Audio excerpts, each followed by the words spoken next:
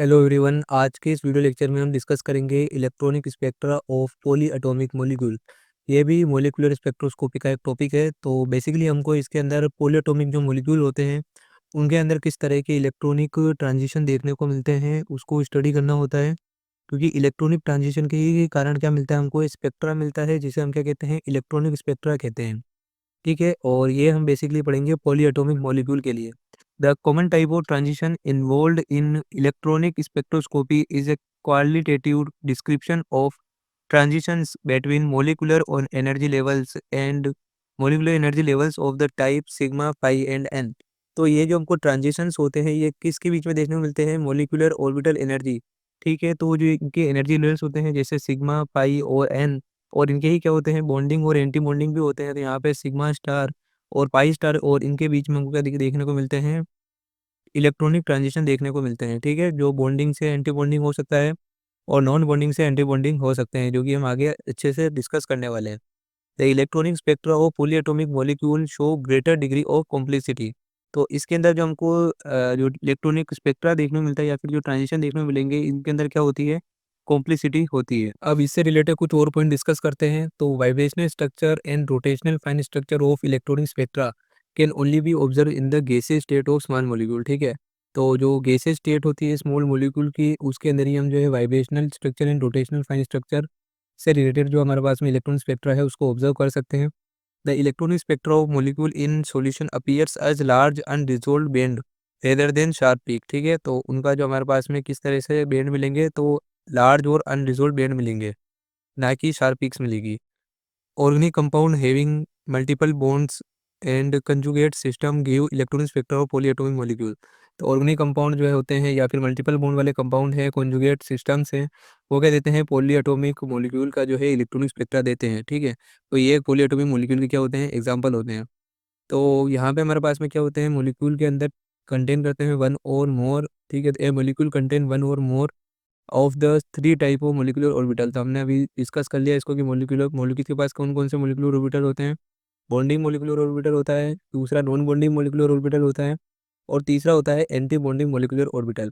तो bonding molecular orbital को हम सिग्मा और पाई से रिप्रेजेंट कर सकते हैं, और नॉन बॉन्डिंग को हम किस तरह से रिप्रेजेंट करते हैं, एन से, और एंटी बॉन्डिंग को स्टार लगा के रिप्रेजेंट करते हैं। ठीक है, तो यहाँ पे हमारे पास में कौन कौन से ट्रांजिशन हमें देखने को मिल सकते हैं पॉलीएटॉमिक मॉलिक्यूल के अंदर। एक तो हो सकता है कि सिग्मा से सिग्मा स्टार। ठीक है, दूसरा क्या हो सकता है, एन से सिग्मा स्टार, तीसरा हो सकता है पाई से पाई स्टार, और चौथा हो सकता है एन से पाई स्टार ट्रांजिशन अलाउड होते हैं। ठीक है, तो इसके कोरस्पॉन्डिंग जो है हम एनर्जी लेवल डायग्राम कुछ इस तरह से ड्रॉ कर सकते हैं। तो ये क्या है, एनर्जी लेवल डायग्राम है फॉर पॉलीएटॉमिक मॉलिक्यूल। तो सबसे कम एनर्जी किसकी होती है, सिग्मा बॉन्डिंग की होती है। ठीक है, फिर पाई बॉन्डिंग की, और फिर नॉन बॉन्डिंग, और उसके बाद में क्या होते हैं, एंटी बॉन्डिंग मोलिकुलर ऑर्बिटल, उनकी एनर्जी होती है। ठीक है, तो ऊपर जो है एनर्जी का लेवल जो है इंक्रीज हो रहा है। अब इसके अंदर में कौन कौन से ट्रांजिशन देखने को मिल सकते हैं, तो सिग्मा से क्या हो सकता है, इलेक्ट्रॉन सिग्मा स्टार में ट्रांजिशन कर सकता है जिसकी एनर्जी क्या होती है, हाईएस्ट होती है। फिर हमारे पास में क्या है, पाई से पाई स्टार में ट्रांजिशन हो सकता है, फिर एन से सिग्मा स्टार में हो सकता है, और एन से पाई स्टार में हो सकता है जिसकी एनर्जी क्या होती है, सबसे कम होती है। ठीक है, यहाँ से आप डायग्राम से इसको इजीली समझ सकते हो। ये एनर्जी गेप इसमें सबसे ज़्यादा है, तो एनर्जी सबसे ज़्यादा इसमें रिक्वायर्ड होगी। फिर किसमें होगी, एन से सिग्मा स्टार में रिक्वायर्ड होगी, फिर पाई से पाई स्टार में, फिर एन से पाई स्टार के अंदर। तो the largest energy transition are sigma से सिग्मा स्टार। तो सबसे ज़्यादा ट्रांजिशन कौन से होते हैं, सिग्मा से सिग्मा स्टार ट्रांजिशन होते हैं। ठीक है, और इसकी एनर्जी जो होती है लार्जेस्ट होती है, सबसे ज़्यादा इसकी एनर्जी होती है। तो फर्स्ट हम ट्रांजिशन देखते हैं, वो होता है सिग्मा से सिग्मा स्टार इलेक्ट्रॉनिक ट्रांजिशन। तो in these transition sigma electron जो होते हैं प्रमोट होते हैं बॉन्डिंग सिग्मा ऑर्बिटल से, किसमें, anti bonding sigma star orbital के अंदर। तो इसको हम क्या कहते हैं, सिग्मा से sigma transition. This transition have energy, highest energy होती है इसकी, बिकॉज सिग्मा बॉन्ड्स क्या होते हैं, वेरी स्ट्रॉन्ग होते हैं। And this transition is observed in UV region, that is 120 to 180 nanometre पे ये जो होता है वेवलेंथ पे ऑब्जर्व होता है ये ट्रांजिशन। ठीक है, अब सिग्मा से सिग्मा स्टार ट्रांजिशन जो होते हैं वकर होते हैं इन सैचुरेटेड हाइड्रोकार्बन के अंदर and other type of compound in which जो केवल valence shell electrons are involved in single bond. तो जिनके अंदर कोई भी नॉन बॉन्डिंग इलेक्ट्रॉन नहीं होता है या फिर जिनमें अनसेचुरेटेड बॉन्ड नहीं होता है, उसमें कौन से हमारे को ट्रांजिशन देखने को मिलेंगे, सिग्मा से sigma star.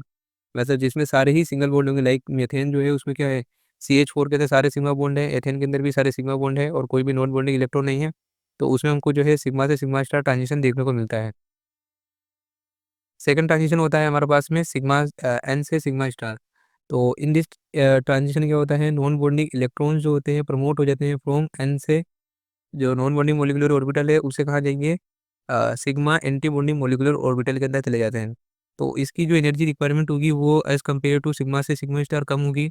This transition take place in saturated hydrocarbon containing non bonding electron या फिर अनशेयर्ड इलेक्ट्रॉन पेयर, ठीक है। तो यहाँ पे हम देख सकते हैं जो CH3OH यहाँ पे ऑक्सीजन के ऊपर क्या अनशेयर्ड इलेक्ट्रॉन पेयर्स प्रेजेंट है, और इसी तरह से CH3Cl के ऊपर क्या है अनशेयर्ड इलेक्ट्रॉन पेयर प्रेजेंट है, ठीक है। तो इसमें जो है हमारे को एन से सिग्मा स्टार ट्रांजिशन देखने को मिलता है।